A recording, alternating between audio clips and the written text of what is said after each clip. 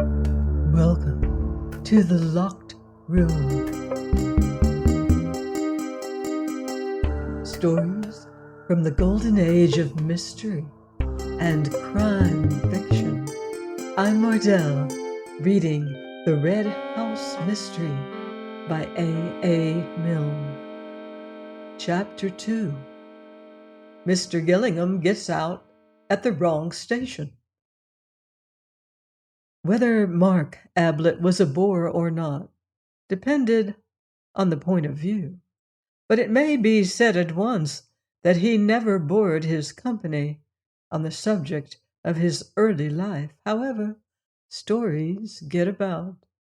There is always somebody who knows. It was understood, and this anyhow on Mark's own authority, that his father had been a country clergyman. It was said that as a boy, Mark had attracted the notice and patronage of some rich old spinster of the neighborhood who had paid for his education both at school and university. At about the time when he was coming down from Cambridge, his father had died, leaving behind him a few debts as a warning to his family, and a reputation for short sermons as an example to his successor. Neither warning nor example seems to have been effective. Mark went to London with an allowance from his patron, and, it is generally agreed, made acquaintance with the money lenders. He was supposed by his patron and any others who inquired to be writing. But what he wrote, other than letters asking for more time to pay, has never been discovered. However, he attended the theaters and music halls very regularly, no doubt with a view to some serious articles in the Spectator on the decadence of the English stage. Fortunately, from Mark's point of view, his patron died during his third year in London and left him all the money he wanted. From that moment, his life loses its legendary character and becomes more a matter of history. He settled accounts with the money lenders, abandoned his crop of wild oats to the harvesting of others, and became in his turn a patron. He patronized the arts. It was not only usurers who discovered that Mark Ablett no longer wrote for money. Editors were now offered free contributions as well as free lunches. Publishers were given agreements for an occasional slender volume in which the author paid all expenses and waived all royalties. Promising young painters and poets dined with him, and he even took a theatrical company on tour, playing host and lead with equal lavishness. He was not what most people call a snob. A snob has been defined carelessly as a man who loves a lord, and more carefully as a mean lover of mean things, which would be a little unkind to the peerage if the first definition were true. Mark had his vanities, undoubtedly, but he would sooner have met an actor-manager than an earl. He would have spoken of his friendship with Dante, had that been possible, more glibly than his friendship with the Duke. Call him a snob if you like, but not the worst kind of snob, a hanger-on, but to the skirts of art, not society, a climber, but in the neighborhood of Parnassus, not Hay Hill. His patronage did not stop at the arts. It also included Matthew Cayley, a small cousin of 13, whose circumstances were as limited as had been Mark's own before his patron had rescued him. He sent the Cayley cousin to school and Cambridge.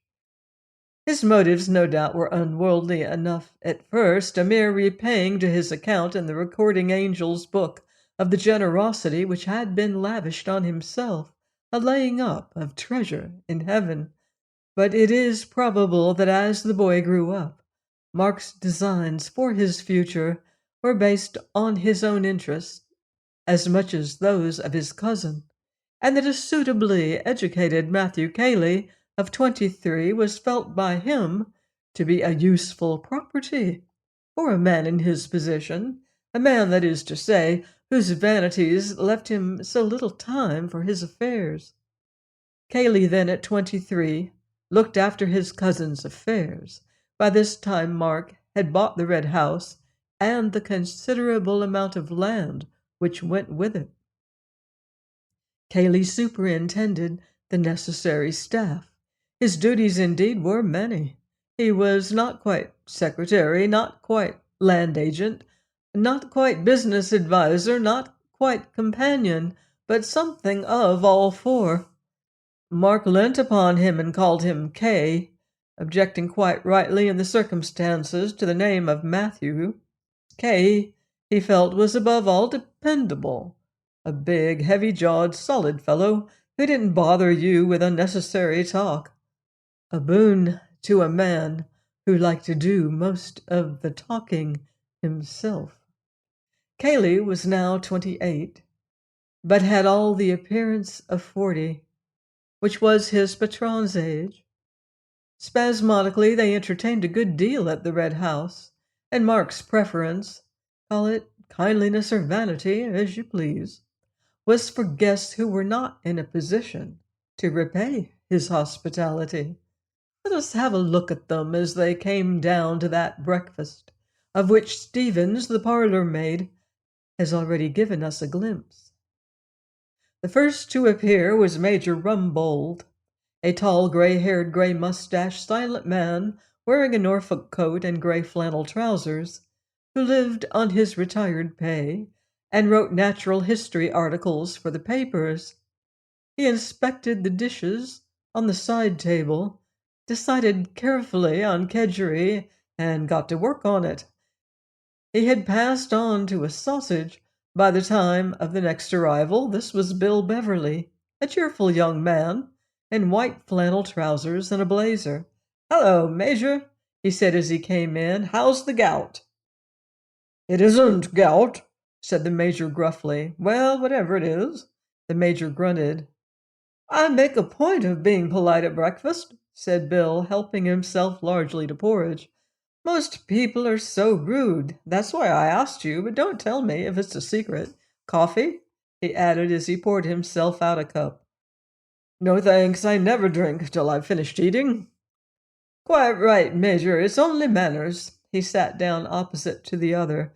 "Well, we've got a good day for our game. It's going to be dashed hot, but that's where Betty and I score. On the 5th green, your old wound, the one you got in that frontier skirmish in '43, will begin to trouble you. On the 8th, your liver, undermined by years of curry, will drop to pieces. On the 12th, oh, shut up, you ass. Well, I'm only warning you. Hello, good morning, Miss Norris. I was just telling the Major what was going to happen to you and him this morning. Do you want any assistance, or do you prefer choosing your own breakfast?" "Please don't get up," said Miss Norris. "I'll help myself." "Good morning, Major." She smiled pleasantly at him. The Major nodded. "Good morning. Going to be hot?" "As I was telling him," began Bill, "that's where—" "Hello? Here's Betty." "Morning, Cayley." Betty Calladine and Cayley had come in together. Betty was the 18-year-old daughter of Mrs. John Calladine, widow of the painter, who was acting hostess on this occasion for Mark. Ruth Norris took herself seriously as an actress, and on her holidays seriously as a golfer. She was quite competent as either. Neither the stage society nor the sandwich had any terrors for her. "By the way, the car will be around at 10:30, said Cayley, looking up from his letters. "You're lunching there and driving back directly afterwards, isn't that right?" "I don't see why we shouldn't have 2 rounds, said Bill hopefully. "Much too hot in the afternoon," said the Major. "Get back comfortably for tea." Mark came in. He was generally the last. He greeted them and sat down to toast and tea. Breakfast was not his meal. The others chattered gently while he read his letters. "Good God!" said Mark suddenly. There was an instinctive turning of heads towards him. "I beg your pardon, Miss Norris. Sorry, Betty." Miss Norris smiled her forgiveness, as she often wanted to say it herself, particularly at rehearsals. "I say, Kay!" He was frowning to himself, annoyed, puzzled. He held up a letter and shook it. "Who do you think this is from?" Cayley, at the other end of the table, shrugged his shoulders. How could he possibly guess? "Robert," said Mark. "Robert?" It was difficult to surprise Cayley. "Well?" "It's all very well to say well like that," said Mark peevishly. "He's coming here this afternoon." "I thought he was in Australia or somewhere." "Of course, so did I." He looked across at Rumbold. "Got any brothers, Major?" "No." "Well, take my advice and don't have any." "Not likely to now," said the Major. Bill laughed. Miss Norris said politely, "But you haven't any brothers, Mr. Ablett." "One," said Mark grimly. "If you're back in time, you'll see him this afternoon. He'll probably ask you to lend him £5. Don't." Everybody felt a little uncomfortable. "I've got a brother," said Bill helpfully, "but I always borrow from him." "Like Robert," said Mark. "When was he last in England?" asked Cayley. "About 15 years ago, wasn't it? You'd have been a boy, of course." "Yes, I remember seeing him once about then, but I didn't know if he had been back since." "No, not to my knowledge." Mark, still obviously upset, returned to his letter. "Personally," said Bill, "I think relations are a great mistake." "All the same," said Betty a little daringly, "it must be rather fun, having a skeleton in the cupboard." Mark looked up, frowning.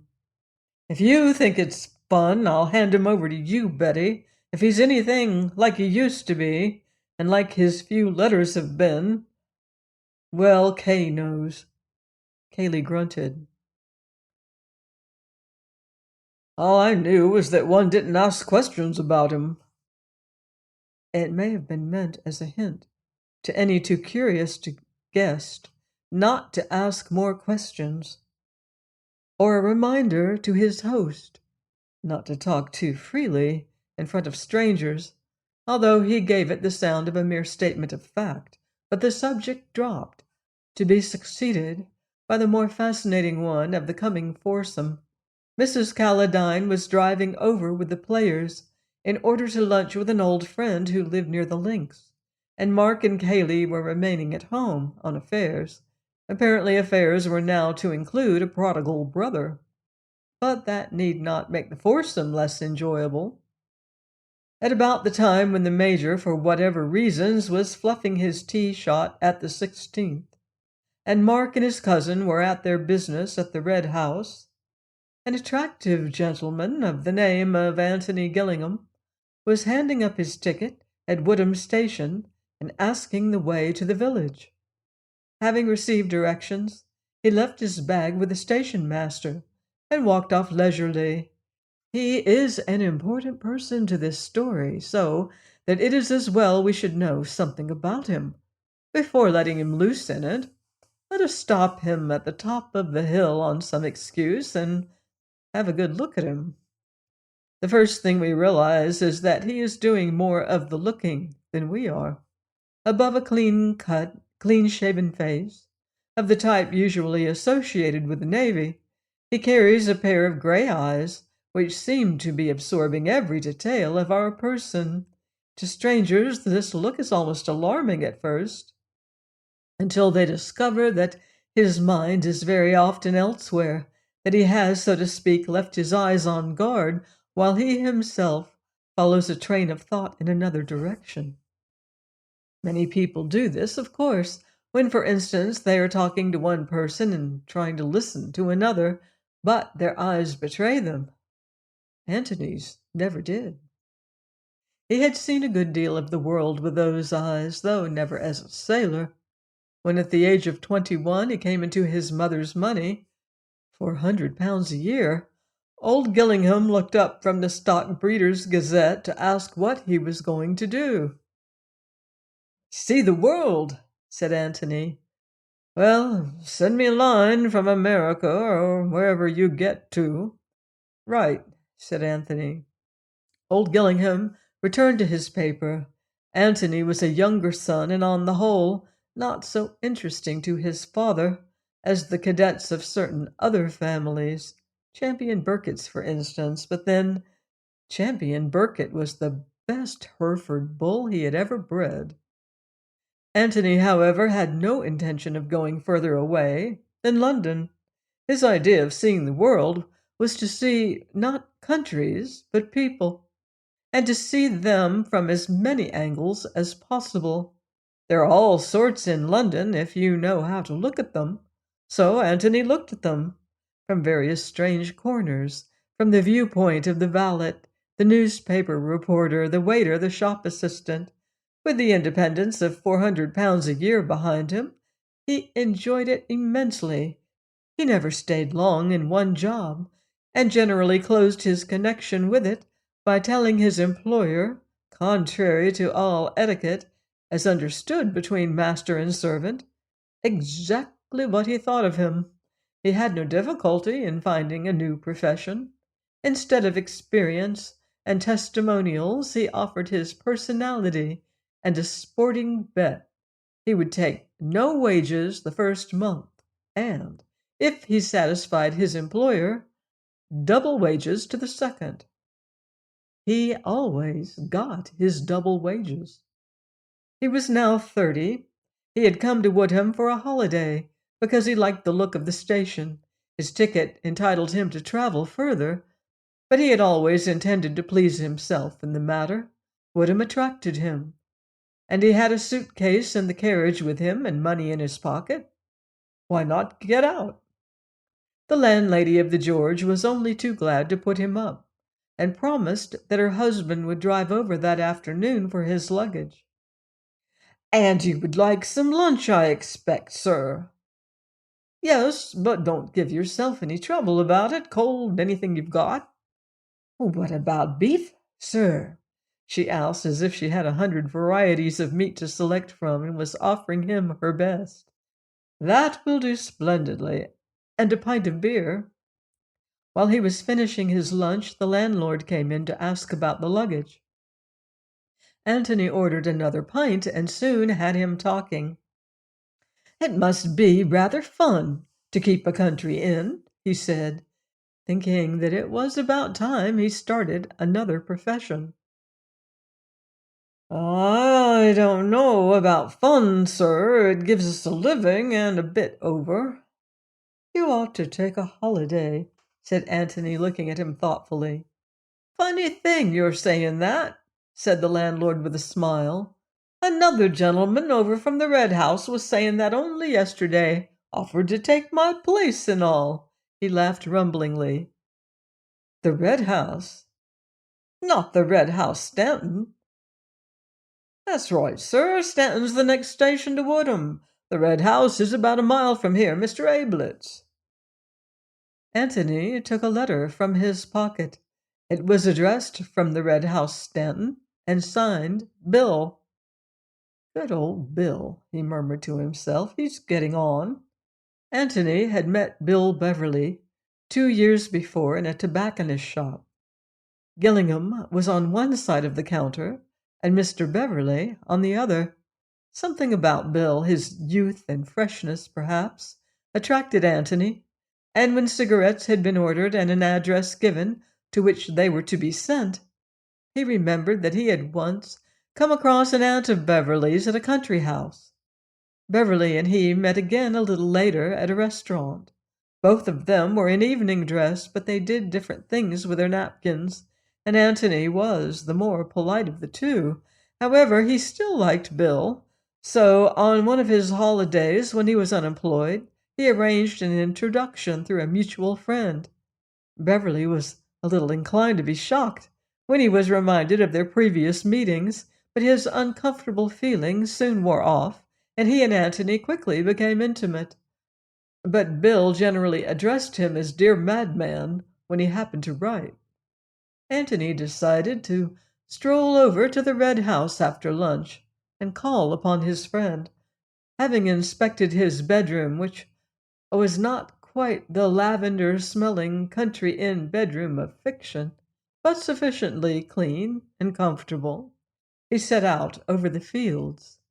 As he came down the drive and approached the old red brick of the house, there was a lazy murmur of bees in the flower borders, a gentle cooing of pigeons in the tops of the elms, and from distant lawns the whir of a mowing machine, that most restful of all country sounds. And in the hall a man was banging at a locked door and shouting, "Open the door! I say, open the door!" "Hello," said Antony in amazement. Join me next time for another exciting chapter of The Red House Mystery by A. Milne, here on The Locked Room. In the meantime, beware of footsteps in the dark.